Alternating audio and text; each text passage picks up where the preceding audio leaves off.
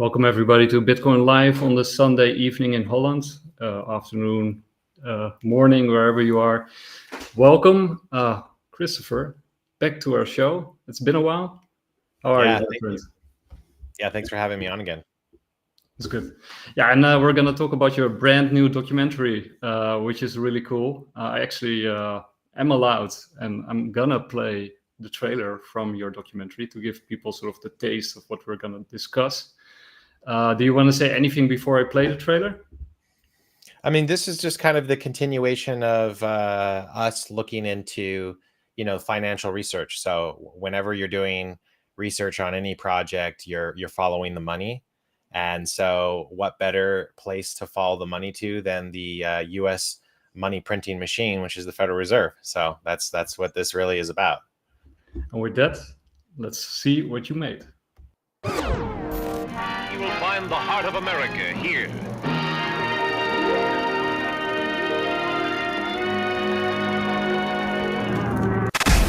The decline of American manufacturing jobs is a serious concern, as many companies choose to move their operations overseas.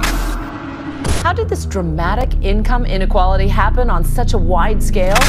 I have directed Secretary Connally to suspend temporarily the convertibility of the dollar into gold or other reserve assets. The U.S. came off the gold standard August 15th, 1971, when Nixon closed the gold window. Since then, we've had floating exchange rates with the rest of the world. The majority of Americans don't make enough money to cover some of the basic costs of living. Every day is a struggle for me, but I still have to worry about where my next meal is coming from. Even eggs has gone up to $5 or $6 per dozen. It all began in November of 1910. The Federal Reserve System was conceived.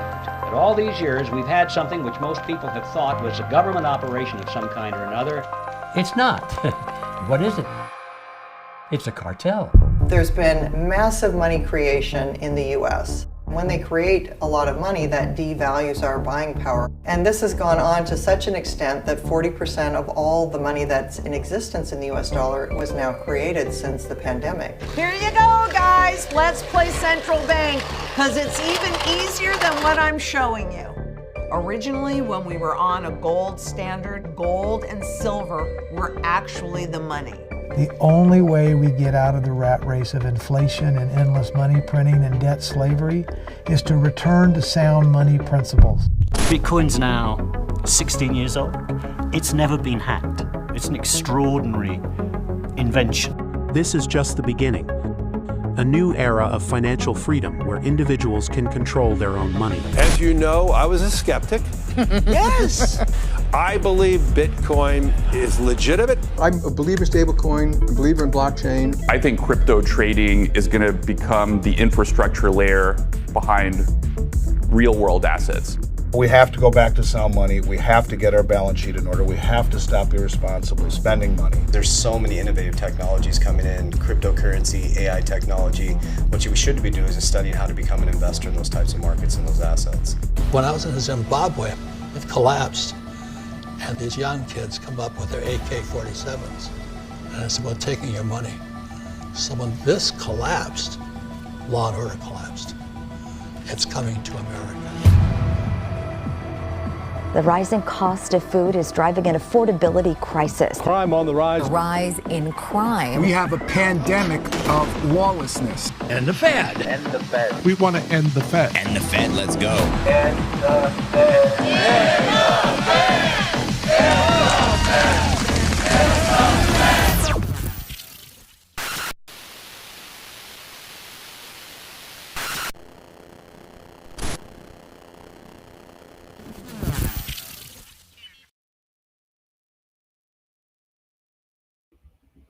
Well, that is one awesome intro there. It has an impact. And the Fed. Yeah. Yeah, it's kind of funny. Start talking to people about that. And for those that aren't as familiar with the setup and the way that American currency is printed, even within the United States, most people don't know that. And so it's kind of funny when they hear "end the Fed" because they think that that's some kind of like anti-government stance, right? Some kind of like anti-federalist stance. It actually has nothing to do with the federal government as a whole. It has to do with the Federal Reserve, which is neither federal or a reserve. It's a corporation with 12 board members that control the interest rates in the United States, and therefore, issue money to the Treasury. So just a little detangle there for people who maybe hear that and think, is this like an anti-government documentary? It's like, no, it's actually a documentary about the history of monetary policy in the United States, and then what do we do about it? What can you do as an individual to protect yourself and self-sovereignty against fiat currency or the overprinting of currency? And then, what are some solutions moving forward that could benefit the economies of the world? So that's kind of what the documentary is about. One part history, one part a forward look on what's the future of monetary policy. And you interview some really great people. Like I saw Edward Griffin, of course, whom you just quoted, and Lynette Sang and Robert Kiyosaki, and these people are really top of the line. So how is that, like, talking to these people and interviewing them? Especially I think Griffin, so legend. Yeah. So a lot of the research started with Mr. Griffin and started. I posted about this book a little while ago, The Creature of Jekyll Island. This is a heavy read that's sort of a retelling or a historical look at what was the purpose of the Federal Reserve, right? So I have to give credit where credit is due. A gentleman who's in the documentary as well, whose name is Rob Cunningham, who runs a show called The Cool Show. He was the one who was like this super fan of G. Edward Griffin. And I had been like, oh, well, if we can somehow get him on the show, he's a really incredible writer and, historic documentarian about this from another generation, not our current one, like a couple generations ago. He's in his 90s now, and it just so happened that he was only a few miles from me here in Los Angeles. So I was like, oh my gosh, we got to go talk to this guy. Here he is in existence just down the street. So talking to him was incredible. And, I had read his book in preparation of talking to him and kind of hearing his perspective, his research. And, he gave us great insights in terms of what was the purpose of the Federal Reserve. So we anchor the historical sections. He's one of the commentators on the historical sections, because obviously Mr. Griffin comes from a world well before blockchain or crypto was thought of. So actually we had to, at the end of the interview, after the cameras turned off, we started to explain blockchain to him. And he's extremely sharp, even at 90 something years old. His mind is intact. He works till 2, 3, 4 in the morning every day. Wow. So this man is like I was in his personal office where he wrote this book and many other great works he has done. And so anyways, it was an incredible opportunity to kind of hear from the source. How did you research? How did you learn about this? And so, I think telling people the story of the elite banking families that have European ties, the Rothschilds, if you've done any research. Yes, the Rothschilds being the most powerful family in the world, as one sends a representative along with many others from places like the, J.D. Rockefeller, J.P. Morgan, 5 or 6, most important and powerful bankers go under the premise of nightfall. They use aliases, first name only, and hire new servants and jump on this train in 1910 to go to Jekyll Island under the premise of duck hunting. And many of them don't know how to operate a gun. So it's kind of funny because these are businessmen. Some of them do, most of them don't. And the press is, of course, there to greet them because they get note that the most famous men of the Gilded Age are on a train. And they arrive, and it's Senator Eldridge's train, by the way. It's his private train car that takes them to Georgia, where they go to this island, and that's where they architect the Federal Reserve. And really, the reason why those guys were doing that was because they were the center of power and commerce was New York City at that time, still kind of is, but they were feeling pressure from the banks of the West, and at the time, there was still some pressure from the gold rush in California that were allowing banks in the West to hold large reserves of real assets. And meanwhile, the New York bankers had figured out that they could lend and lend and lend on lending and fractionally bank, basically lend on nothing. So anyways, the premise of that meeting was about, well, we don't want to have another 1907 panic where, the entire stock market collapses, which it does anyways, and later on. So they create this system, and then they ratify the 16th Amendment in 1913, claiming that they're going to only tax the rich. Don't worry, we're just going to tax rich people. Always They create, they create the federal income tax. The second time the nation had it, by the way, and the first time it had it, it was in the mid 19th century in the United States. And for reference for Europeans, the tax rate at that point, I find this really interesting. Then we'll get back on topic. But the Boston Tea Party, many people know, maybe they know, maybe not. That's kind of the iconic moment that kicked off the American Revolution, where these guys went to Boston and they threw the tea out because it was going to be taxed. The tax rate, any guess to what that tax rate on that tea was going to be? No. It was 2%. Oh, wow. 2. 2. Okay. I understand the revolution. The American Revolution was started on a 2% tax rate. Wow. And so this is what, the classic saying we have in America is like, you're the frog that's slowly getting boiled alive. In the 19th century, in the 1860s, they passed the first federal income tax. It was 3%, and it was from people who made more than $800 a year.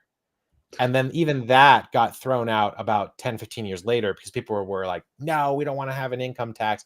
Meanwhile, you fast forward to today, the income tax is probably closer, for high income or middle income people, you're getting 37, 34% income tax. 52. Yeah, 52. But then, we're you guys are very high there, right? But then the hidden taxes, right? Yeah. You tax when you spend, right? When we buy things in America, at least we have a sales tax. When we own a property, we have property tax. And then we have inflation, which is the hidden tax, right? Yeah. And so we're losing ground. So, in reality, we're all probably really taxed somewhere around 80 and 90% if we're really thinking about it. And so it's insane. You're actually working most of the year for nothing. I mean, that is the most insane part. And at least in Europe, you guys, Americans' perspective here, so bias, you guys actually get a little bit of something out of your government. That's true. Here, I got nothing. I got to pay for college. I got to pay for healthcare. If I go in the ambulance, it's $15,000 bill to go to the hospital. Wow. Okay. Yeah, that's crazy. And then, if I get cancer, it's $500,000 or something. Right. Yeah.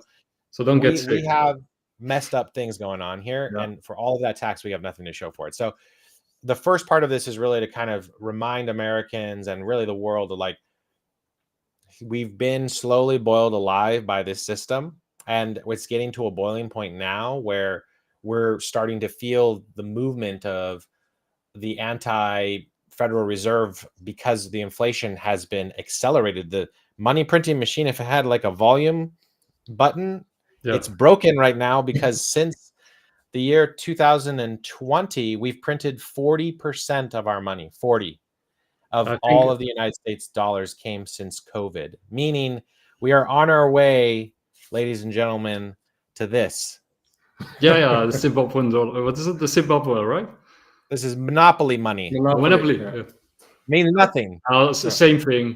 Game board. It means absolutely nothing. Yeah. It's for fun for children. And everyone who knows that game knows that as time goes on, you want to collect the properties, you want to buy the properties and collect rent. What happens when this is worth nothing? We're on our way there, So that's kind of the journey, having people like G. Edward Griffin and talking to him about how do we got to remind everybody, we're so far off the Constitution, first of all. Yeah. I keep a copy of a replica of the Constitution nearby, which was ratified, in 1789.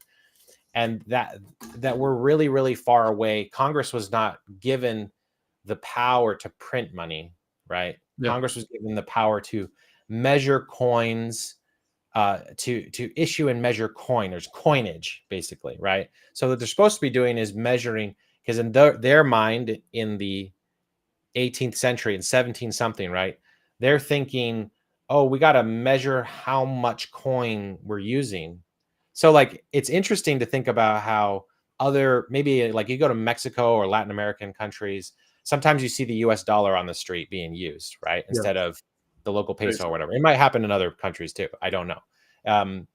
But what's interesting is in America's history, we were using the Spanish medallion in the 1780s, right? We were trading Spanish medallions around because at that time, Spain's currency was the best.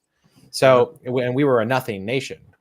We had nothing then. So anyways, why is all this important? It's important to see how the cycle of money, the fiat money thing, it's happened all over the world. It happened in the 11th century in China as the first place where it happened. They figured out that it's probably not optimal to travel with carts of gold from place to place. So paper makes it easier, but then you start deconnecting the paper from the gold. And it happened in West Germany or East Germany. It happened in the Weimar Republic, right? Yeah. Which one of those architects were actually one of the architects of the Federal Reserve. Yeah, they were brothers, right? Yeah. And then it also happened in America. We had the colonial dollar around George Washington's time, which was one of our first central banks. We've had 4 for those keeping count. Central banks in the United States. Federal Reserve's been the one we've used since 1913. So the point of all of this is that history repeats itself, right? And it across cultures, across times and places, human beings kind of do the same thing over and over. So you have to look at the cycle, and then we have to kind of figure out what's the path out of it. So that's really what we're trying to do with this documentary. Yeah, I'm actually reading a book, When Money Dies, which is about Weimar Republic and how it got into that mess. And it's like really, it's a really sad book when you see how much inflation at some point, it just goes hundreds of percentage points per day, right? And people just, trying to spend the money before it's worthless. And and how it sort of impacts culture and how, people start spending it on cheap stuff and, badly produced stuff just in order to buy something, which will be worth more than the money itself. Then it's crazy. It is. Yeah. Zimbabwe is the dollar that, Robert Kiyosaki was holding was a Zimbabwe $10 trillion note, just for reference, a $10 trillion note. I mean, if there isn't anything more insane than that, he's holding that icon in there and in his hand. So yeah. And it's insane to look at, why does this happen? So yeah. Yeah, and I actually I wrote a piece on it, but I think Nixon played a very important role in this story too, right? Yeah. From a historical perspective. For sure. I mean, how that's connected is basically, it actually has to do first with Brentwood, 1944, after the World War II was over. The United States got together with everybody else and basically said, okay, cool, now we're in charge, more or less. I'm just paraphrasing, okay? And you're going to use our currency, so forget about it. Italy to France? Yeah. No, you're not going to exchange francs with one another. You're going to go dollar, then back to your current, like before the euro, right? So what happened was we either had transfer of, especially in Europe, because Europe, I believe the French were the ones who figured this out. So they sent battleships to New York in order to get the gold back. Exactly. So credit to the French. What they figured out was, you know what? Screw you, America. I'm not going to transfer my francs to the nearby currencies through the dollar. I just want my gold back. Convertibility, right? So the gold reserves in the United States in the 60s were like just piling down, and then Germany and I believe everybody else kind of realized, oh, well, let's not do that. Let's get our gold back. And but so the groups that had like a U.S. military base stations where they were, they were very quiet and compliant.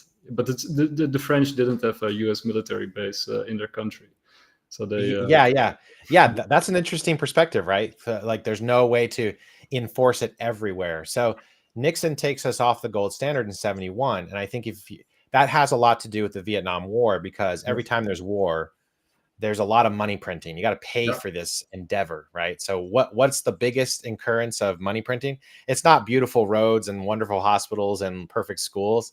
It's war, and that's where we print. So we were printing money to do Vietnam, and Nixon takes us off the gold standard. If you look at any chart relating to the U.S. economy, but it probably relates to the rest of the world too, about cost of living, consumer price index is a good one to go to. Or the overall value of gold, since we didn't have Bitcoin then, you can see that from 71 to now is when things just go absolutely insane. This is the opposite chart. This chart shows the decrease in value of the dollar, right? It's an opposite chart because it's buying power, but we also use other charts to showcase the supply of money. Yeah. So anyways, Nixon plays a pivotal role because after that point, the US dollar becomes completely fiat based on nothing. And that's why the US starts screwing around the Middle East, because we go and negotiate with OPEC that, hey, Saudi Arabia, you're only going to sell the dollar. You're only going to sell oil in dollars, right? So that's the next front in American politics, is you can look at the US screwing around in the Middle East, you know, propping up Osama, then taking Osama out, putting Saddam in, then taking him out, toppling Iran's government, and then taking it down, helping them fight each other, stoking the fires. It's really what it's all about, you know, propping up the dollar in one way or another. So that's what, yeah. And I think we're at the end now of that life cycle. But that's, if you ever wonder, you know, why the US is meddling in the Middle East, it all has to do with oil, in my opinion. And it had to do with propping the dollar up, you know. What's that? The petrodollar, right? Kissinger and Nixon. And I think, you know, it also probably has to do, you know, because that whole sort of thing from Bretton Woods to Nixon to the petrodollar, it was basically also globalization, right? Taking off. And at some point you sort of reach the limit of what you can extract from a system before it sort of starts imploding, right? It's like a Ponzi scheme. You have to get new people into the system. And at some point there's no, you know, maybe aliens, but apart from those, you know, there's nobody to get into the system. Well, I mean, yeah, you can go a layer deeper and look at, you know, in the late 1970s, early 80s, the incoming, you know, Federal Reserve commissioners raised the interest rate super high to compensate for the fact that we no longer had the gold backing the dollar. So in order to protect against inflation, they cranked it up to the highest it's been in any time in modern history. Yeah, more. 10 or 12. What's that?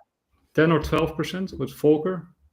Yeah, well, in practice, it ends up being like 20%, right? Because you're talking about prime rate, but the prime rate is never the rate that the consumer gets, right? So you have that, and then what Reagan does to compensate, because the 80s actually was a boom time in American economy, so was the 90s. They deregulate the banks. They say, you know what, we need more money flowing around. Like, let's not worry about income. Let's not worry about assets. So, like, there's a famous speech of Reagan talking about, you know, let the bull run. You know, let's let the Wall Street do whatever they're going to do. There's a certain amount of free market part that I like of that, but then there's a certain part of the bad side, which is you're allowing for frivolous lending, and that whole practice blew up in 2008.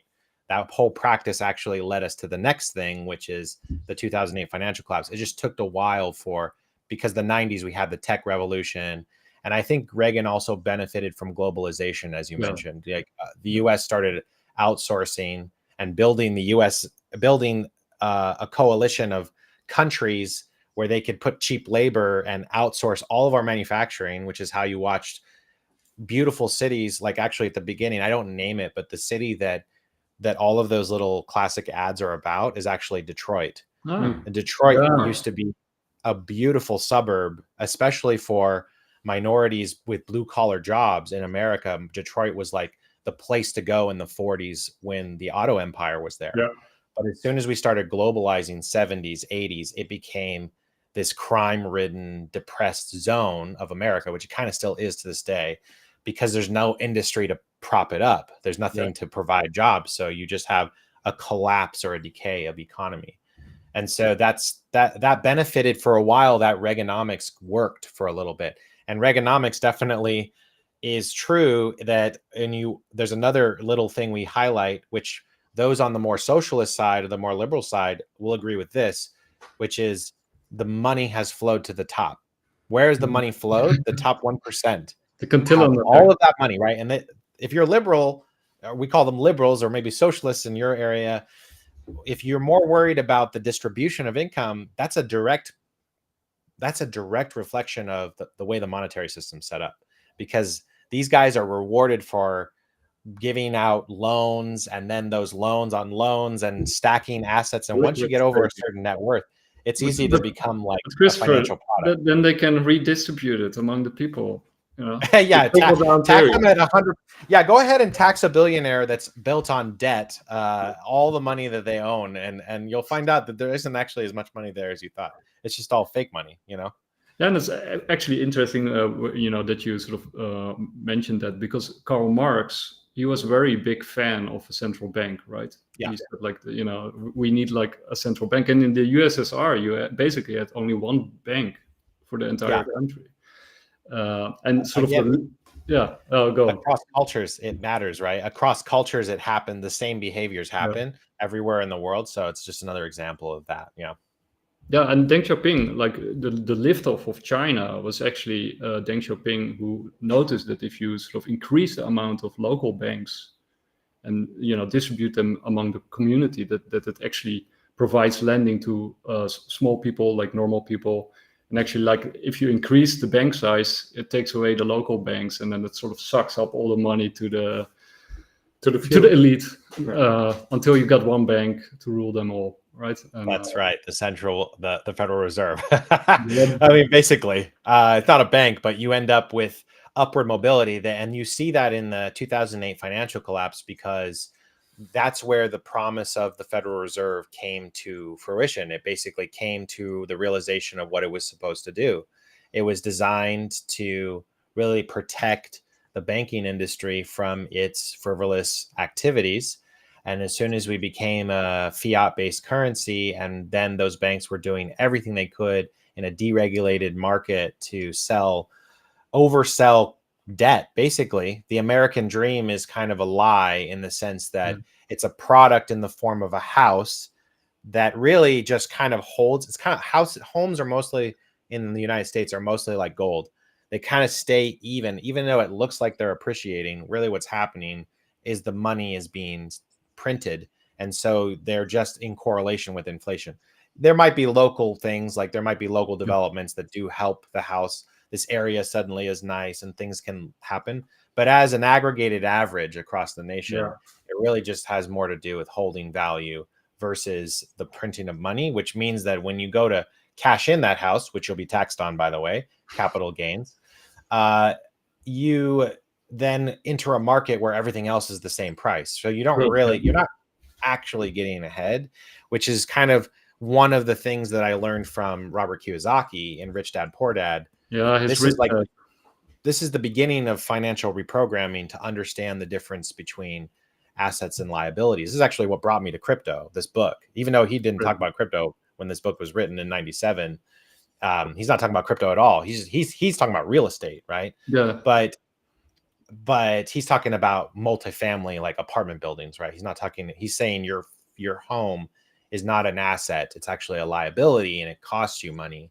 And that's not wrong to want to own a home, but you need to remember that you need cash flow from other places to pay for that home. And that home shouldn't be your piggy bank, right? Which is what the American dream was sold on. So anyways, that's all what blew up, and really is what we have to thank for the birth of Bitcoin, because the 2008 financial collapse is what leads us right into Bitcoin. So I'm trying to give everybody a fun and interesting look at that history that I just described in a cinematic nature, so that you can understand, okay, this is how this all works in a little bit more detail. And then we kind of start to pivot towards, now what? Where do we go from here? And you mentioned Edward Griffin and Robert Kiyosaki, but from all the people that you interviewed, like, what were sort of the most amazing insights that you never thought of? Maybe somebody mentioned that you spoke with, or. Well, you're always learning kind of about history and how things are, sort of common across cultures and timelines, and you're seeing the common human collective doing a lot of the same behaviors. But obviously a lot of that history, maybe I had like a cursory understanding of it, but what blows my mind is when we start thinking about the future. Where are we going, right? Like the people I'm like, okay, so you're one of the best minds in finance, or you're a historian. Now what? What do we do? What's our path out? How do we get out of here, right? Because when you look at, and there's a few paths, I think, forward. When you look at how dictators in the past have taken away the rights of the people, it often relates to the removal of the people's ability to self-sovereign themselves, right? So you put them, you make them reliant on the fiat currency, or on the currency, right? You make it so that there's no way to self-sovereign, which is why I think it's interesting, because we're really kind of in a a digital collective as a humankind now. We're all on the internet. We kind of have like ability to transact with each other outside of our governments because of Bitcoin and because of cryptocurrency. And I think that is where you start to look at, okay, the world of decentralized finance, does Bitcoin become the next reserve currency of the world purely by its merits as the digital equivalent of gold? Or do we need something more than that as a tool to, do we need something in addition to gold, right? To create a world of value in a digital sense. And there are kind of digital backed securities. So things that are representational. You're seeing that with the stock market. Yeah. And the stock market will soon become 24/5. And they're talking about going 24/7 down the line. And then they're also talking about the tokenization of the derivatives market, which the banks don't even know how much, which derivatives, fancy word for just debt. Yeah. They don't know how much money they have flowing around. So that's an interesting commentary. And so you look at the tokenization of all of the real world assets. So we're looking to people like this gentleman. I don't know if you've heard of Lawrence Leopard, but he wrote this book recently called The Big Print, which is important as we start to think about, and he's somebody we're working on getting in a documentary as well. We're looking in the brightest minds about what future are we going down. In some people's mind, they think of self-sovereignty as, I need to go get some land in the countryside, arm myself, and live off the land. Okay, that's good for some people, but we're not. Some of us like to be in culture and live with others and be in the city. So that's a real. I hope that's not the only path to have. I would like to see other ones. I think there are ones who more roads point towards the great financial reset, right? The global financial reset, the great wiping away of the debt. And how do you do that? How do you delete the old system and reback the dollar or anybody's currency that wants to do this? Because it'll be lots of countries doing this in different ways. I think you're already starting to see the inklings of that. And the things that stand out to me are the signs that it's happening. Things like India buying a lot of gold and creating and issuing gold-backed securities on the blockchain.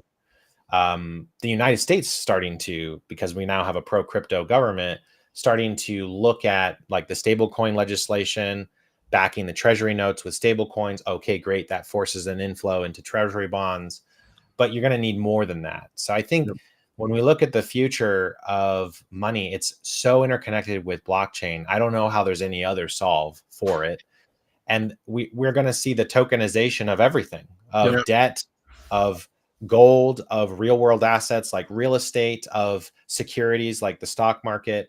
We're going to see the tokenization of literally everything, and all of that money is now flowing into these assets, right? Whether it's a tier one asset like Bitcoin, eventually I think it'll be a tier one asset, or it'll be, you know, a layer 2 thing that's for tokenizing, or it'll be in another cryptocurrency that specializes in that tokenization. All of it's still one ecosystem of store value versus the old system. So that's what excites me most, is kind of seeing where do we think this is going to go. And of course, for those of us that hold it, then the monetary piece kicks in, is how much is this going to be worth? You know, what am I sitting on here? What do we think we're going, right? Everybody loves that kind of content. Like, are we going to $1 million Bitcoin? Are we going to a $10 million Bitcoin? And the same with other cryptocurrencies that are more focused on tokenization. Yeah. Where are we going? So that's kind of, I like to give the history component, like, how did we get to this mess? And then more of a cautionary tale. If we don't address this, then we're going down the path, I guess, of the farm, you know, like, do you want that future?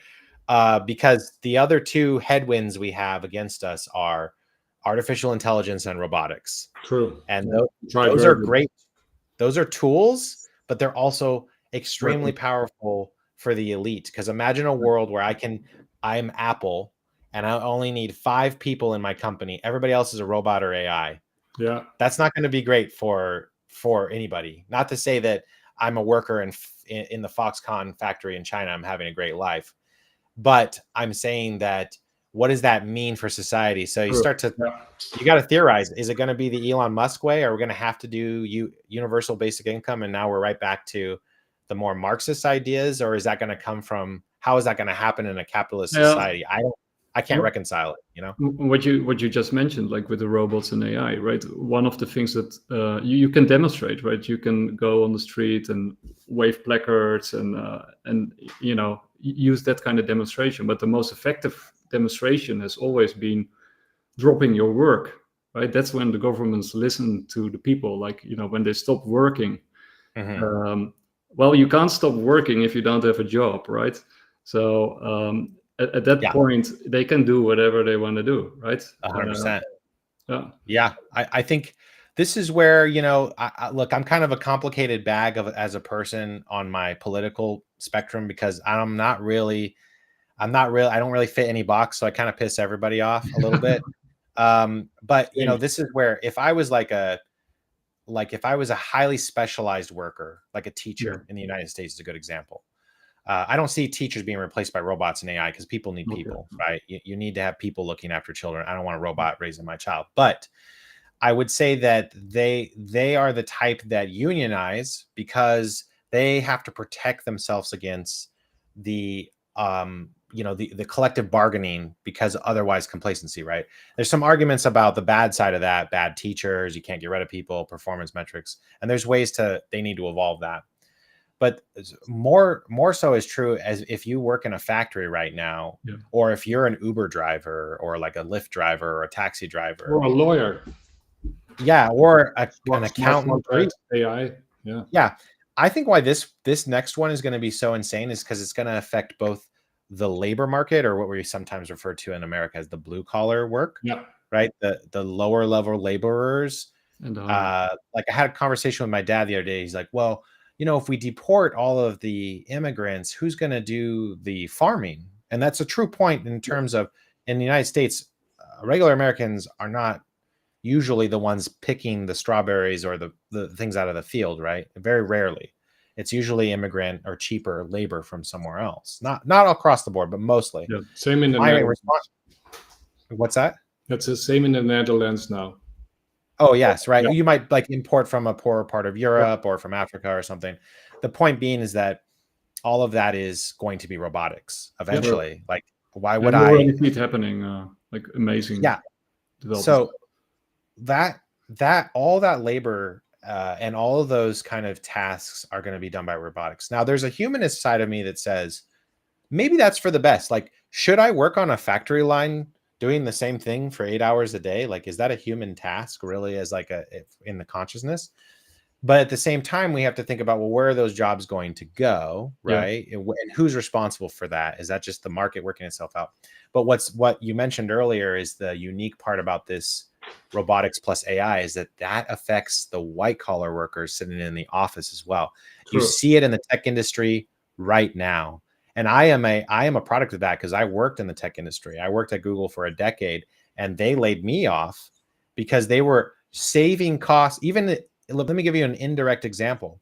They were reducing their labor force because they needed to spend more money on AI infrastructure. Yeah. So I was laid off amongst many others, tens of thousands laid off because they were trying to reduce that. And it's kind of funny because in my time at Google, I saw exactly what the United States had done over the years, because I was responsible many times for outsourcing to India.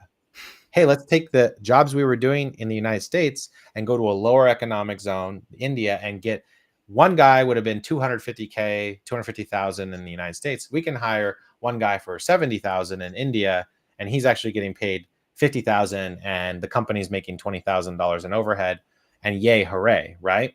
Yeah. So I think that globalization piece, I'm not sure that engine will keep running, because a lot of those tasks that you are outsourcing are going to be AI. The whole call center concept, that's going to be a robot I'm talking to, a good one. Like, they're bad ones now, but they'll be better later. Yeah. And so I don't, that's where I'm trying to, you know, theorize with gentlemen like this and anyone else who can discuss what is the solution to these things from a monetary perspective. And then there's a lot of this big macro stuff. Sometimes I think people forget, and I'm not one like sorry to put a bad name to people who like to do this. I don't believe in the whole I'm gonna go down the street with a sign thing. No. Okay. I don't think it achieves a whole hell of a lot. But you are right if you shut down industry. You are right about that. If I'm shutting down industry, but if I'm just an unemployed person walking around with a sign, I don't know what you're going to achieve. Yeah. So I think that what people need to know is that while they still have their jobs and while they're still able to pay the bills, to please like follow some of this methodology, eliminate the liabilities. So if you have the fancy car, get rid of that car, or try to reduce the number of subscriptions you have to services, or, you know, you see what they're doing. They're trying to take ownership away from us. We don't own our movies. We don't own our music. We don't own our homes. We don't own our car. We lease it. I don't know what's common in Europe, but at this point we own just about nothing, you know? I want to fast track this. Yeah, actually, Christine Lagarde was, I think last week, she said like she wants to pull the CBDC earlier, like in Europe.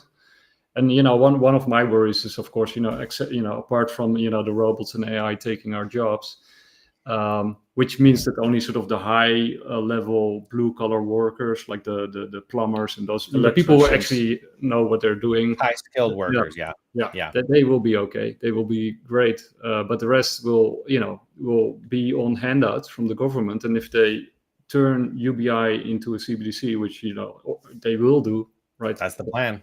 Yeah. Then, you have to behave super nicely towards the government because otherwise you don't have a handout. Right. So I mean, nowhere in the world is a better example of that than China. Right. Yeah. Like there's an argument to be said, well, there's no crime, but there's also no thought, no thinking. You're not allowed. This is 1984 Orwellian. You're not thinking. And I kind of wonder about that, because imagine a world like if we were citizens of even citizens in a Western democracy, when we start to lose grasp on what's real and what's not real, right? Like when you have AI that's so powerful, it can imitate anybody, and I can create a custom feed to slowly manipulate your viewpoint one way or the other over time. The algorithm's already trying to feed you what you want. So then it gets worse because it becomes artificial what you want. And you're just like constantly getting those dopamine hits off of whatever it is that your brain likes. It's a challenging time nonetheless. And then who controls the algorithm is very important, because that's the question of where the power lies. So I think, what do we do about all this stuff? I think that to bring it and make it simple is basic financial education is always the number one, right? Understanding what an asset is, what a liability is, eliminating your liabilities, doing what you can to use your brain to either upskill yourself or create a business. I think that's the part of me that's proud of America, is the entrepreneurial spirit, like go make a business. It doesn't have to be, everything has to be Apple or Nvidia, like just be the best little business that you can be in your little corner of your town for whatever specialty thing that's your passion. I think AI makes it very possible for you to market something, create something, and whatever that is, have financial discipline, and then use those extra resources or whatever resources you have, 50 euro, 100 euro per month, and put that into an asset, preferably something that's going to appreciate against all of this inflation. Because unfortunately, Europe as well will kind of fall down with whatever's going on in the Federal Reserve, because there's a lot of connection between the EU and the United States, unless over time Europe starts to align itself more with the East, with China, which it could if China becomes the world, economic leader. So anyways, I think that putting that little bit of money you have each week, month, however often you're paid, into an asset, and you got to do your own research of what asset that is, but whether it's Bitcoin or whether it's gold holdings, I talked to two gold traders in the documentary. Lynette Zhang and Andy Sheckman, who's CEO of Miles Franklin. And they said, you asked me what stands out. This is one thing that does stand out. I can take a US dollar into a lot of countries and it does have value. But as soon as you flip that script, if I take a Mexican peso to somewhere in Europe, they're going to look at that like, no. I don't want it. I'm not taking that, right? But if I take a gold coin and it's made of gold, I can take it to any corner in the world, anywhere. Any corner, and it has value. True. And I thought that was really powerful statement because I had not thought about that, because the paper money is only recognized in certain areas, right? Like if I took a US dollar to certain countries, maybe like Iran, they'd be like, no, or maybe they would, I don't know. Like, so I think that that's the power of the physical asset, gold. I'm literally holding it and I can take it anywhere and it maintains value. But the problem is that gold, and this is the problem I had with figuring out how I was going to become financially independent, was gold wasn't going to appreciate at the speed I needed, right? So it's only staying just on top of inflation. It's staying like right at the, it's again, that chart is a line, right? Gold value over time. It's a line. If you were to naturalize it, it's probably like a slight line up. So that's where we need things like Bitcoin or other digital assets. If you get into utility tokens that are faster moving, because you got to get ahead of that curve, right? You can invest in the S&P index or a European stock exchange of some sort. There's a lot of value there, but I think there's a bubble coming because that value, most of it's all based on crazy debt being like issued. So that's where I'm kind of interested to see as time goes on, how Bitcoin continues to appreciate and how it could potentially be, you know, for some countries, El Salvador and others may adopt it as their reserve currency, you know, probably the smaller nations, right? I could see something like an Iceland maybe pulling that off, right? Or smaller countries. But yeah, it was a very interesting study, which sort of ties into what you say, right? This is a study that they did where they studied the refugees from different countries like Lebanon and all over the world, that, you know, what can you do when your country is in ruin, and what can you bring to, you know, when you escape? And turns out that Bitcoin is very popular among countries that are in ruin, and these refugees just, you know, take the Bitcoin in their mind or in a purse or whatever, and cross the border, right? Yeah. And because that's another thing with gold, which is kind of difficult, right? If you want to transport large amounts of gold, good luck, right? I mean, first of all, you have to carry it, which can be a problem. Yeah, but secondly, you have to cross the border with it. And they will detect it. They will detect it. I mean, look, having like usually it's like in US dollar sense, that's usually the $10,000 mark, right? You can't bring something more than $10,000 across. I think that's why some money launderers use Rolex watches for that reason, because you can carry them around and they're small. But nonetheless, you're right. I mean, that's the genesis of paper money. That's the problem of the 12th century China that you just described. It's the same problem, right? We can't carry all these gold bars around. So I look at like what I think is interesting is how you collateralize debt, right? How debt is collateralized. So that's something that gold is good at, because it's a tier one asset. You can collateralize it to get a loan, right? And you're no longer using, I don't know what the European equivalent is, but the credit score in the United States is what we have, right? So the credit score, which is the approximation of your income to debt ratio. I think that when we get into decentralized finance and you get enough assets, you get enough value in the blockchain, either from depreciation of the dollar or the use of the coin or the utility, or enough assets tokenized, you now have a new source of collateral to utilize to start that business or do something with, right? And this is the Robert Kiyosaki game that he teaches, which is, okay, the first thing you do is you eliminate your stupid liabilities, right? If you get the new job, you're now making 20% more than you were making next year. Do not go buy the BMW, okay? And do not go get the bigger house. Like, that's the rat race, because we just get programmed, oh, bigger boat, bigger house, bigger this, bigger that, you know, better this. We should be focusing on more assets, right? And I think that asset class, what am I going to do with this Bitcoin, right? I'm diamond hands. I'm going to hold it forever. I think what's going to happen, and I already know people that are doing it, is they collateralize their crypto. Now, if you're Michael Saylor, you're doing it in the riskiest way possible. You're collateralizing your Bitcoin to buy more Bitcoin. That's not what I'm advocating for, right? You should be collateralizing your Bitcoin. And the question is then, what do you love, right? What is the application of your time as a human being? I'm a filmmaker. I love that. it is not a good industry for making money. It is a bad place to make money. It is not a thing to do unless you are loving it. And some industries are better at making money. Maybe some people are more motivated on the money making. Maybe some people are like societally driven. They want to do something good for their town or their village or whatever. So I think that the point of all of this is that soon you'll use that crypto as a tool to get access to the capital you need to then go start that, business X, Y, or Z. And your job then is to find your love. For Robert, it was real estate.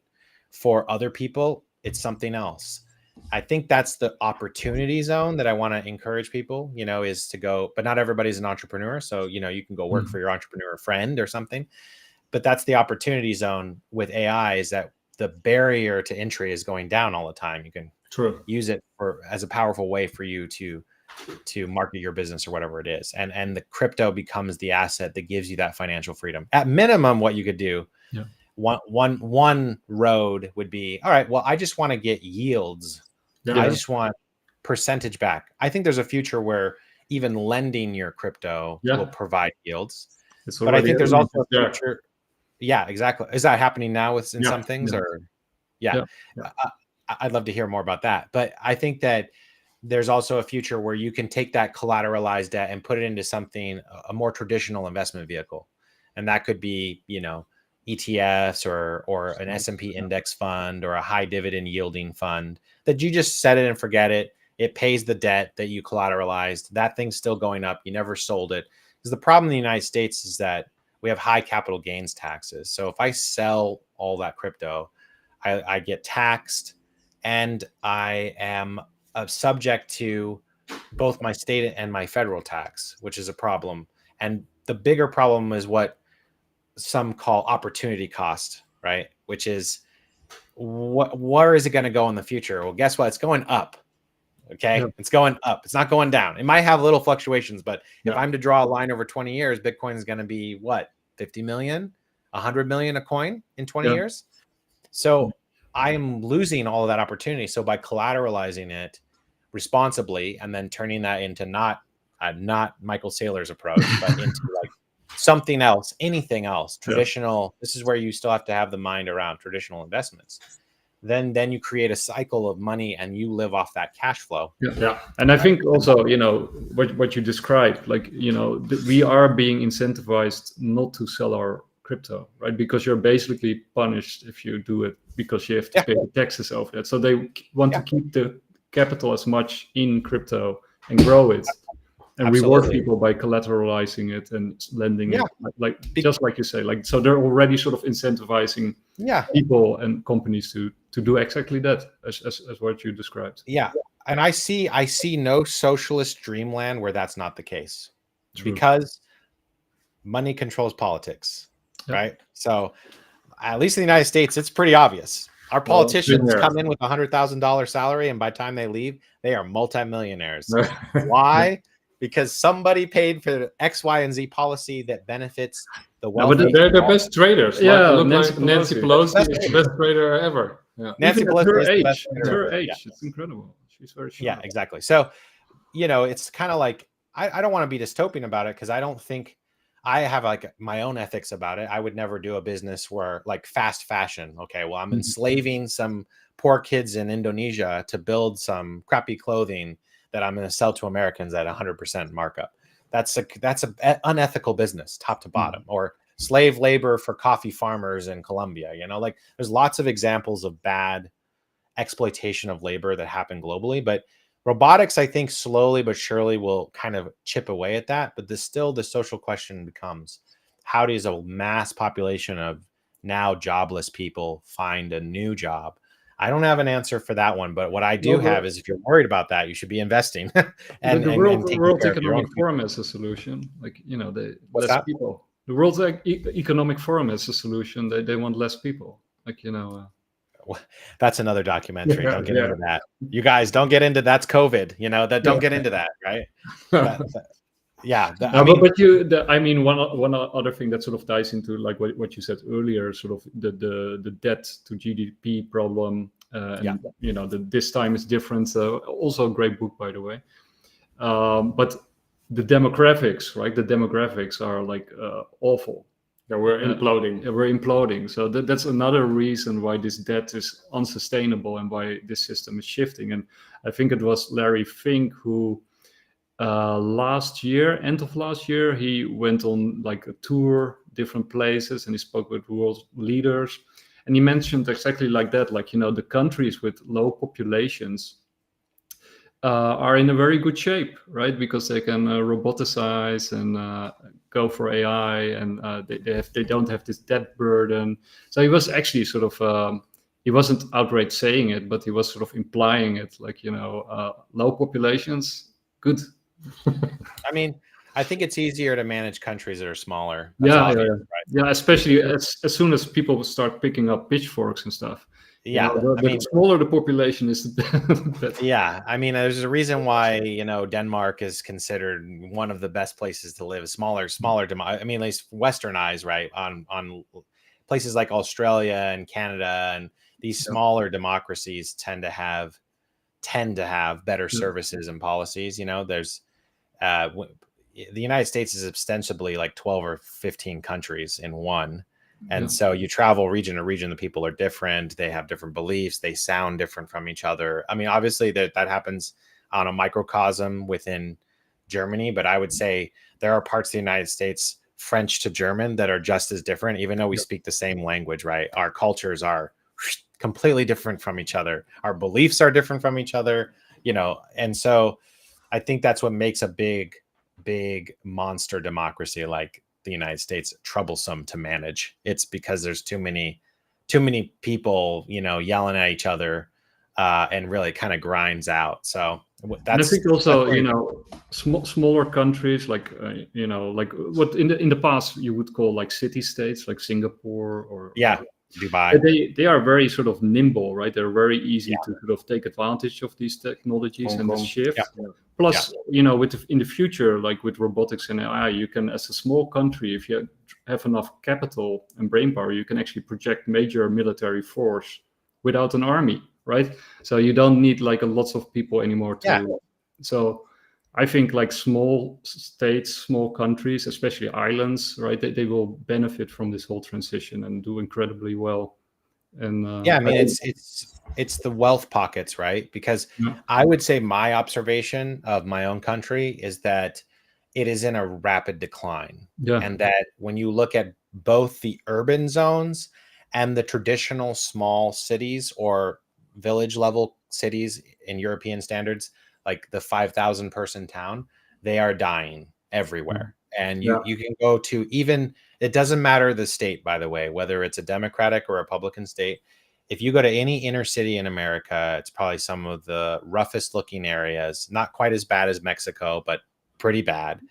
And if you go to the opposite of, like, let's say a rural place in a state that's considered a safe and tranquil place. Okay. Take Maine as an example, a state that's far up in the north corner near Canada, and it's a very low population state. So as you mentioned, lower population, easier to manage, more aligned on the politics, whatever. Even that place has very little industry taking place. And it has, these small towns are all in decline. They look like, oh, this must have been amazing in 1925. But now they look like nothing, right? And so I think that as a whole, America is in decline. And what you see is, we used to have all these small towns with all these businesses that were individually owned and individual economies, and now you have I don't know how bad this is in Europe, but I just try to it's bad. Paint the picture. Anywhere you go in what I call suburban America, it's the same city everywhere. It is the same set of stores: Walmart, Costco, Target. There is no personality or flavor at all. And there's a handful of corporations that own everything, or at least, are appearing to. So we're losing our sense of self, I think. And this is a bigger existential issue, but it's kind of like the question to you, the next generation, is, how do you bring your own flavor to a place and bring your own. What's going to be the business or the service or the industry you're going to want to spend your time? You don't have to necessarily be a business owner, but where are you going to want to apply your human time, your livelihood to? Are you advancing a corporation's agenda like I was with Google for a long time? And then I was like, no, I gotta leave. And thankfully I was let go. And thankfully I had, over all those years, stacked my bag and then started to turn back to what I wanted to do, which was filmmaking. And so I think everybody needs to find whatever that thing is for them. What is their love? And then educate themselves with the knowledge.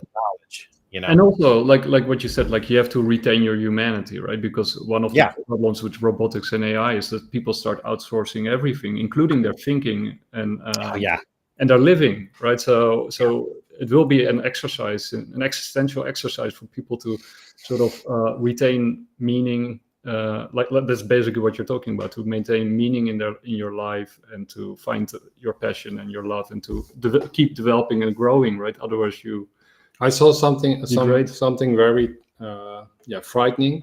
There was a research done what AI did to speech and to language, and AI is silently erasing words people use, and by erasing words, because people outsource their text and writing and all kinds of stuff and thinking, that even ideas can disappear from our consciousness. So ideas and concepts. that frightened me a lot. Because, I have 4 kids, so I thought, well, it will be a really strange future if more words disappear, and by words also ideas. Then people are not really maybe necessary. But it is, it's kind of difficult if like an AI can do something that you can do only like an infinite amount faster and better, that you still keep doing it, even though like, oh, this thing over here can do it much better and faster. Like, why am I doing it at all, right? So these are I wouldn't be shocked at all to see a place where in some of these smaller communities they create like anti-AI, anti-robotic, like literally I could imagine like a small town somewhere in the middle of Germany that's like, this is a no robot zone. Okay. So no robots coming here. Right. What's that? Luddites. They're coming back, right? You already see these sort of Luddite movements, like at the end of the 19th century, sort of the beginning of the 21st century, I say. You got these movements where, people were trying to smash factories because they were taking jobs. Like,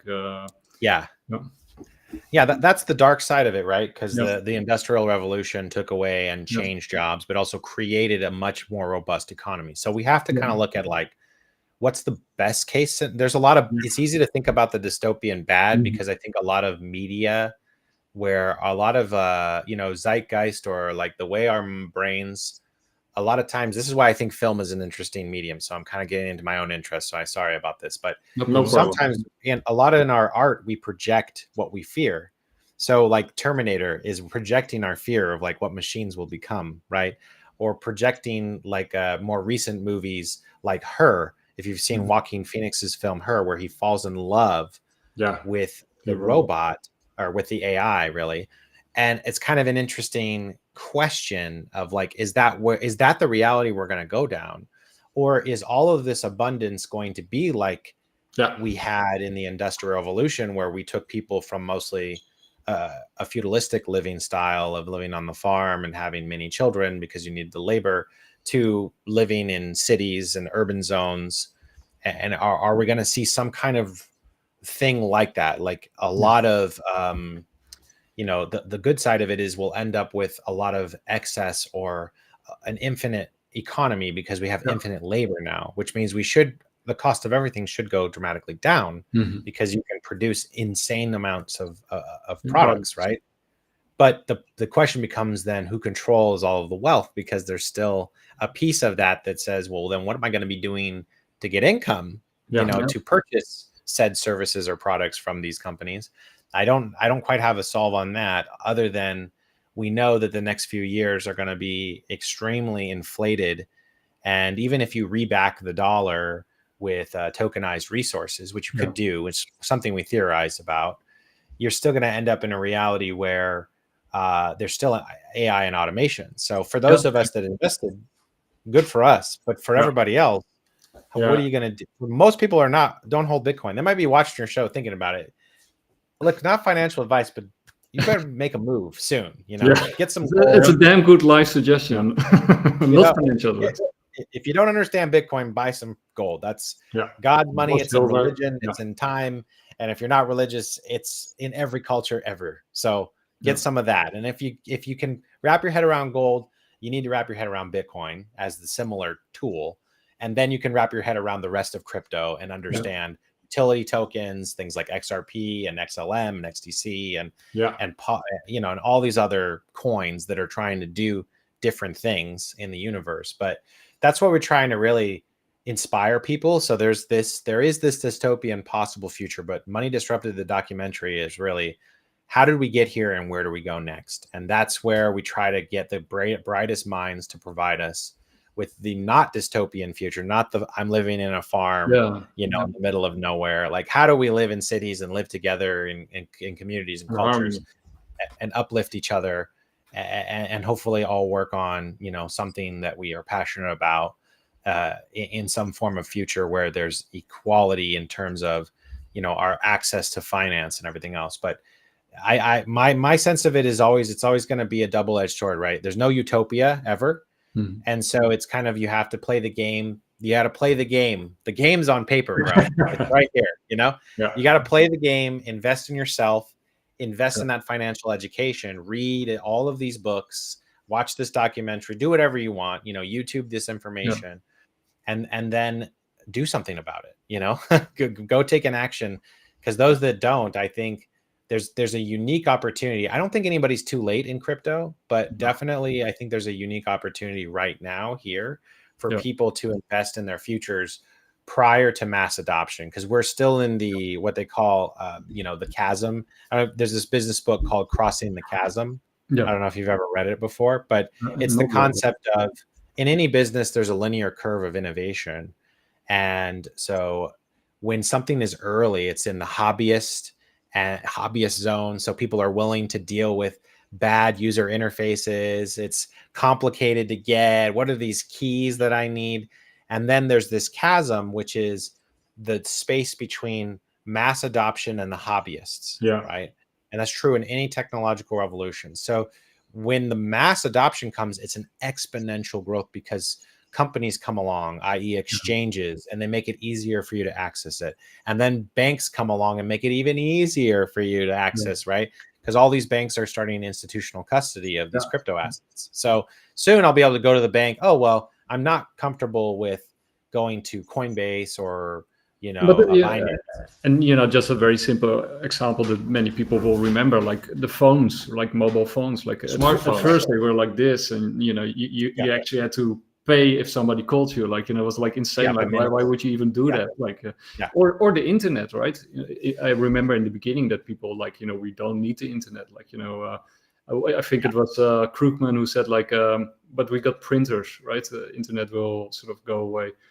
And then over time, of course, nobody can think that the internet is sort of obsolete or that's insane.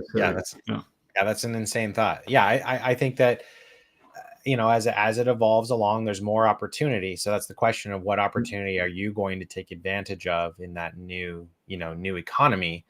And I think that regardless of what happens with U.S. monetary policy, the world will chase sound assets. It will go towards real value, right? And that means gold, silver, Bitcoin, whatever else, utility tokens, and decentralized finance. And I think the banks, mentioning my previous documentary, Rig from the Start, also known as XRP Unleashed, that kind of chronicles really part of that battle that I believe that the banking industry fought crypto because they are not dumb. They could see that the crypto industry was going to replace them eventually. And so now they're on board, right? They're like, all right, pass legislation and we want institutional custody.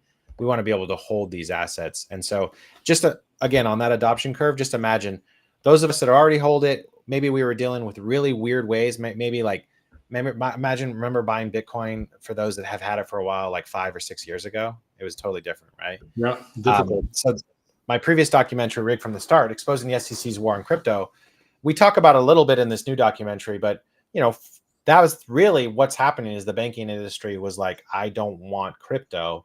And they were trying to put a pause on it to give them time to develop their own solutions, right? And now you're getting a merger because you have a politically aligned party with the crypto industry. So the crypto industry, no secret here, they put hundreds of millions of dollars into these candidates, which is how democracy works. And so these candidates now support crypto, which means they're going to be passing it. Passing those legislation to allow the banks and the crypto industry to merge into a new financial system.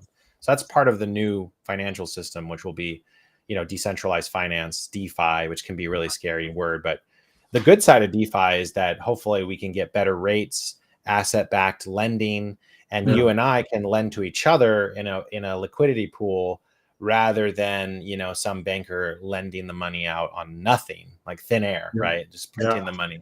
Yeah, and then people at some point, like you will have like many crypto millionaires, right? Or billionaires, or trillionaires, perhaps even. Yeah, it's true. And these people will, without banks intermediating, they can hire whoever they want, right? They can create new economies, new cities. That's right. So I will be buying Warner Brothers, and I will be making movies all day, every day, and it'll just be, I don't even care. I'm just making movies, I'll have 1,000 people working for me or more, Sounds good. There will be called Fruition Productions then. Yes, exactly. Yes. We'll take down the WB logo and put our logo on the water tower, and that'll be I'm for it. I like it. Yeah. So Chris, has a question. Go on. Oh, someone had a question in your chat. Do you think? Yeah. Somebody asked if we go back to exchanging goods and services like barter. In certain areas, like, countries that are, destroyed, but otherwise, no. Right. Even in countries that are destroyed. Think about what's happening in rural parts of Africa, right, where they don't trust their local currency, right? Sudan or other places, right, where they don't trust their government. Venezuela or other places, right, where they've just been crushed by inflation. That a lot of these places, I did a lot of studies when I was at Google, like economics of these places. They skip a lot of steps, right? So those of us in Europe and the United States, we went through all these different little phases of technology. We had home phones, and then we had internet, and then we had a home computer, and then we had smart homes and whatever. In Africa, in places where they didn't have these things, they just go straight to a mobile phone, right? Yeah. Straight to a mobile phone. And then even a $20 mobile phone in today's world is better than a computer like 15 years ago, right? Yeah, so and the adoption rate in Africa is extremely high. And I can now transfer my bank information on my phone, and I can transfer Bitcoin to one another. So I would say even in rural places, unless you're living on a commune in some kind of hippie environment, you're probably transferring a common means of goods, because this problem has existed since the early ages, which is bartering isn't fair. I need half a cow for 27 shirts. Well, how do I give you half a cow? I can't. So I get screwed. I give you the whole cow, and then I get my 27 shirts, but I got the bad deal. So there's always got to be some kind of store of value for the human effort or energy or capital that was put into said product or service. There always has to be a means of transfer of that value. So I don't think that you could choose to live that way if you want to go live in some kind of hippy dippy farmy kind of thing, and that's your reality and you like that, you totally could. There's people who do that. They're called Pennsylvania Dutch. They're called the Amish. There are people who do that in Alaska, who live off the land, or Native Americans who live in the northern part of Canada that still live a feudalistic lifestyle, live off the land or whatever. It's a very hard lifestyle, though. So I don't think a lot of us want to go back to hunter-gatherer mode, And then even they use a medium of exchange. And like you said, barter, doesn't allow you to save, or at least not very well. And it also doesn't allow you to scale a society, right? Because, how are you going to scale your, cows or seashells or, whatever it is. So exactly. So I think that's why it's important to understand that the means of commerce is changing, right? The means of commerce is actually moving towards the digital financial future, which is Bitcoin, digital utility tokens. I don't believe that Bitcoin, I mean, you guys know Bitcoin very well. For anyone watching this, Bitcoin is a store of value style token, right? But it's not really built for real-time transaction commerce, right? It's not a liquidity token per se. You can build a layer 2 on top that does fix that patches it. So there are some people who build a second layer to make that network faster and then offer and there could be realities where you use Bitcoin as the liquidity, as the asset, and then you're making another thing that's kind of trading on top of this locked material, almost like a treasury bond with a yield, right? You could do that for sure. But the point being is there's some other technology layer, some other utility layer that makes that commerce possible. And the whole world economy is going to move towards that, whatever that, both those layers are going to benefit. The Bitcoin layer.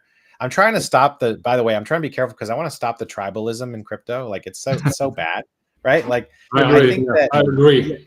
Guys, why are we here? We're here because we're looking at the future of the financial system.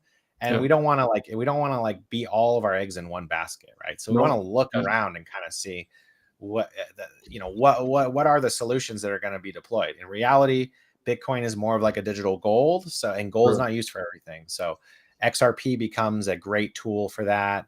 And there are other types of tools. There are other coins that are doing cool things that are designed for various, purposes. We got some XRP fans in the comment section. Well, I'm you already know that, of course, but I am more, I love Bitcoin and what it stands for, and I think it's digital gold 2.0. But I believe in the utility coins, especially because, it's in the name. The utility coins that will be used moving forward, will be very valuable because of what they will do. And if they do it 24/7, year round, and move all the value and tokenized assets, I think that's what we're going to see. That's the biggest thing, tokenized assets, right? For anybody who doesn't understand that, you have to learn. That is big. I mean, that's the biggest wealth transfer coming in, and that's what's going to drive the mass adoption. And it isn't even a mass adoption with regular people. I'm talking about institutional adoption, right? Because as much as we want to be, so I find there are some in the Bitcoin community that are like on the pirate ship side. They're like, we're going to go sail off and we're never going to use money again. And yeah. And that's cool. I agree with you to an extent that Bitcoin is designed as a way to be a counter to greed in government, right? To be a counter to overprinting of money. But you're still going to need some way to transact. And really, there's quadrillions of dollars in value in the regular market that's going to come in. So if your hope, and I think the central hope of a lot of crypto holders is, I want this asset to increase in value because I'm holding some, and I would like some financial outcomes here for myself. Your hope should be that you've bought before mass adoption, which you have, if you're here, and if you haven't, do it quickly. And then the mass adoption comes in through institutions, because retail eventually, retail can affect meme coins, but retail cannot affect an institutional utility token, and even eventually Bitcoin, really, because it's designed not to be affected by we talked about it just before going live, but the market movements that you see right now, that they are not caused by retail, right? Retail's like a tiny fraction, and besides, like, retail's not even in crypto. We're still asleep behind the wheel. We're still trying to convince the average person, but I think it's great when you learn. I just mentioned that because Bitcoin's often the gateway into learning about crypto. It is for most of us. Okay, what's this Bitcoin thing? I'm starting to hear regular people talk about it. Even, regular financial advisors are like, put 1% in there or 2% in there, or whatever, right? Whatever conservative universe you're in terms of financial advice, I think that more and more of us are, putting more of our assets into the crypto side because we're seeing the returns. I mean, imagine somebody who timed Bitcoin right in 2023, they would be like 10x right now, right? If you bought it at the low point. And even if you bought it 10 years ago, you're doing insane. You're probably a millionaire by now. So You see the rotation of those coins into the OTC desks, right?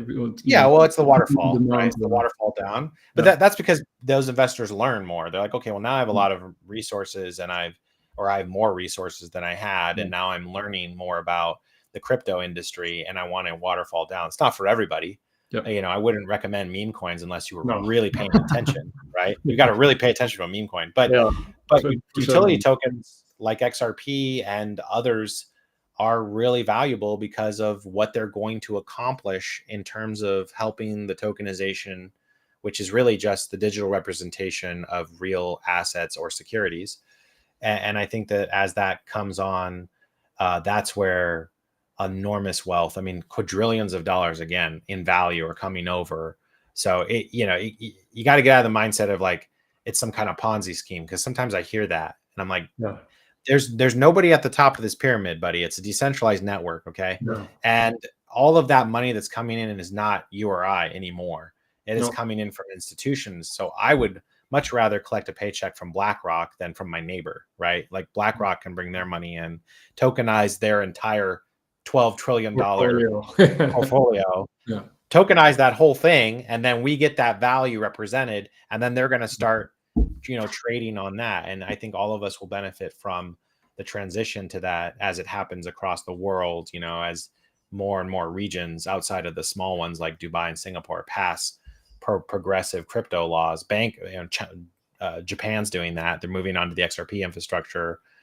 So I think it's going to be incredible time.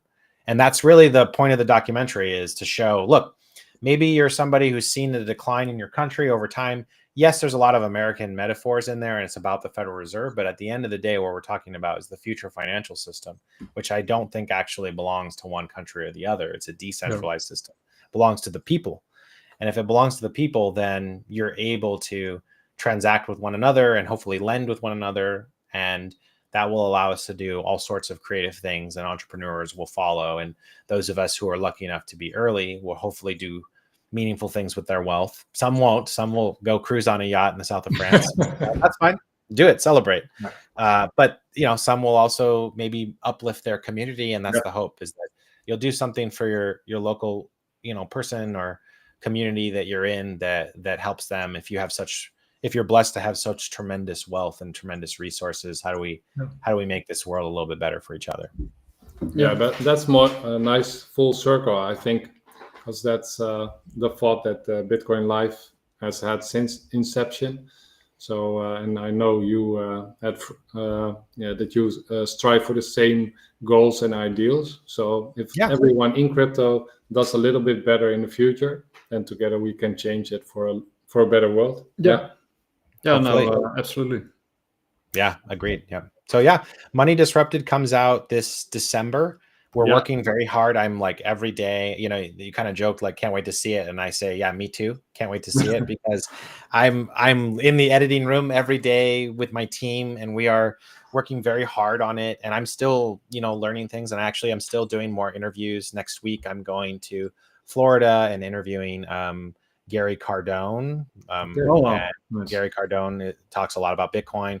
I'm going to interview with Jake Claver, who's very big in the XRP community space. He's already doing a tremendous amount of wealth management for people that are, holding a lot of XRP. I'm talking to Jimmy Valley. For those that don't know, Jimmy Valley actually wrote evaluation models on XRP. So we're going to discuss the most likely of those evaluation models in the documentary. Things like, what happens, what's the opportunity area in tokenized tokenized assets? What's the opportunity in cross-border payments? And what is that going to do to the price? And we're working on getting Mr. Lawrence Leopard in as well. And I think that's full circle. We have an all-star cast of people already: G. Edward Griffin, Robert Kiyosaki, Lynette Zhang, Andy Sheckman, and Zach Rector, and Coach JV, and a lot of the XRP folks and Bitcoin people. So if you're a crypto holder or a commodities trader, somebody who likes gold or silver, this is really a story for you. And for the wider audience, it's going to be more accessible than the SEC documentary, Rigged from the Start, because that you have to kind of start from a basis of caring about crypto a little bit and being an XRP holder, right? Whereas with this next project, it's more about, sort of the history of the financial system from an American lens, and how do we move forward. So Money Disrupted comes out this December. It's available for pre-order from our website, and we'll get onto more major platforms like Amazon, Google, all of that next year. And then if you want to watch XRP Unleashed, also known as Rick from the Start, our first documentary, those are available in the United States, they're available via Amazon, iTunes, Google. If you want to watch it globally, it's available on our website. And also for those in the US, the Tubi, which is a free link. If you just want to watch it with ads, you can do that as well. So we have all of those links on our website, fruitionproductions.com, or you can go to our X page to find out more about the film. And we do appreciate, this all sounds maybe kind of cool and everything. Just to de-glamorize it or humanize this, there's really just 2 or 3 people working on this movie. It's not like we're some big studio. I'm sitting in my house right now. I don't have some big team, or there's 100 people making these things. There's just me and a couple people that I hire to, make these projects. So every dollar that goes in, or every piece of crypto that's donated, is gone directly into paying these people a livable wage so they can work on these things. And I only make my money if it does okay, on the back end, right? I don't really make anything up front. So I'm really grateful to anyone who orders our films or pre-orders them. And we have many, many more stories to tell. So you can go find us on X or on Instagram or on Facebook, or go to our website. We really appreciate any support that people give us. I know money is hard, and we all have limited resources. So when you purchase one of our films, it means a lot to us. It's not the same as, there's no Netflix or anybody behind me, right? We're literally just telling the stories we think that we need to help with financial education. Okay. And they're great stories. Yeah, great stories that need to be told, I think. So every one of our followers will keep supporting you and retweeting, of course, but also downloading your films. We ask every one of our followers to do the same. And they're very well made. I mean, the quality of your films are really high, and they look beautiful. So thank you. Well, I appreciate that. We put a lot of effort into, making the story compelling. I'm always trying to look, a lot of this history. This, I will not lie to you, this is a hard read. I know. This book, not for the faint of heart. Look at that. Also, and it's thick and dense. It's hard. Okay, so what we try to do is take all of that and boil it down in a way that makes it easier for you to understand and just faster to comprehend. And the last thing I'll say about this is, we really just strive to try to give information to people, right? So that there is a goal here to educate folks and really package something so that those that are on the cusp, or those that are outside of the crypto universe but trying to come in, we're trying to make more accessible stories for you to understand and come in and kind of watch that. And for anybody in Europe, for those that watch your show and across English speaking Europe or parts of Europe that have other language skills, all of you do speak your native language as well. I would love to work with local folks in these countries, in Poland and Germany and France or wherever, to help provide translations for folks who are not as familiar or don't feel as comfortable watching a film in English. Maybe their English is okay, but they'd rather watch with subtitles. It's not a huge ask. Yes, AI can do this, but I think that if there are folks in your community that are willing to do a spell check or want to help, or have businesses that do this, I would love to partner with local ones to help our next movie make that accessible for folks that may want to watch the film in another language. Cool. That sounds really good. Yeah. So for everybody listening, reach out to Fruition Labs, and if we know anybody, we'll send them your way. Check our networks also. Okay. Yeah, I know there's a lot of talent there and a lot of people doing amazing things. So obviously the language skill is one skill, but there's talented people all over the world, who are doing film, doing different things. But yeah, I think it's important for us to put better effort. And I do apologize that I hadn't done better effort before, but you have to forgive me because I am a small business. I am really, I am just a man and my wife and 2 or 3 people.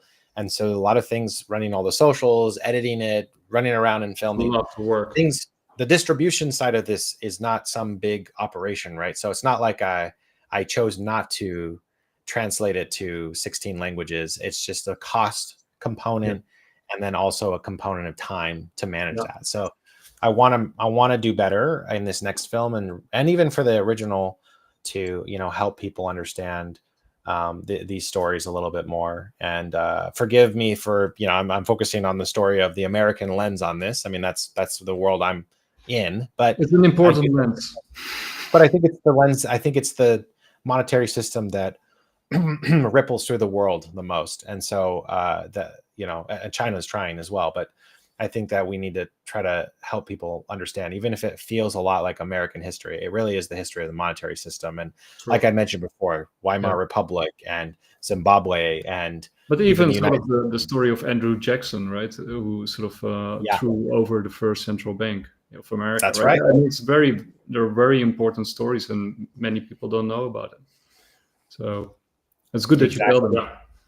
Yeah, exactly. Yeah. So and we're trying to do everything. So expect more of what we did in XRP Unleashed and Rigged from the Start. If you saw that film, if you didn't see that film, it doesn't matter. These films they're not sequels of each other. They're standalone stories. So if you have interest in monetary policy or in the future.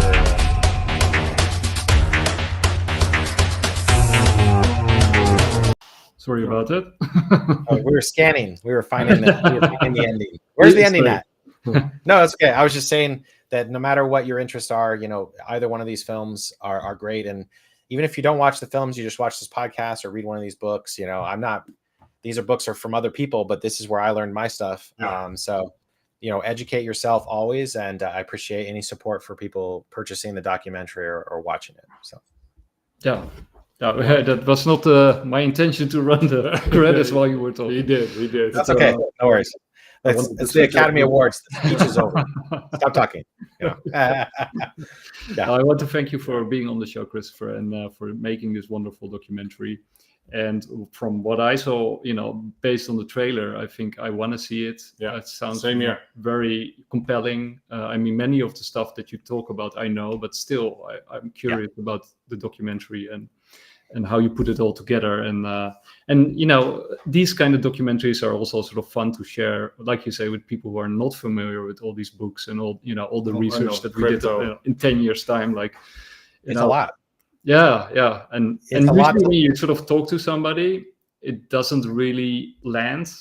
But if you have a nice documentary which looks polished like yours, people are willing to sit like for an hour and then it's storytelling, right? It's just like we've been sitting around the campfire for 10,000 years, telling stories to each other. And so that's the exciting part of movies and film that I am passionate about, is the ability to just tell the story and see it transpire in front of your eyes and make it resonate.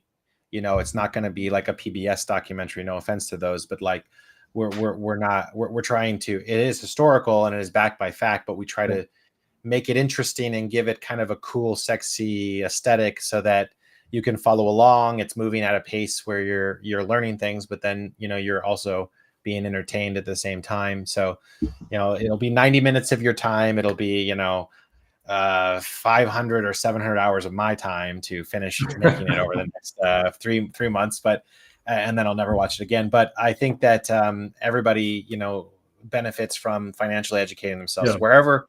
And that's why I try to include a lot of different voices, right? Like some people might resonate with Robert. Some people might think he's a sham. Okay, fine.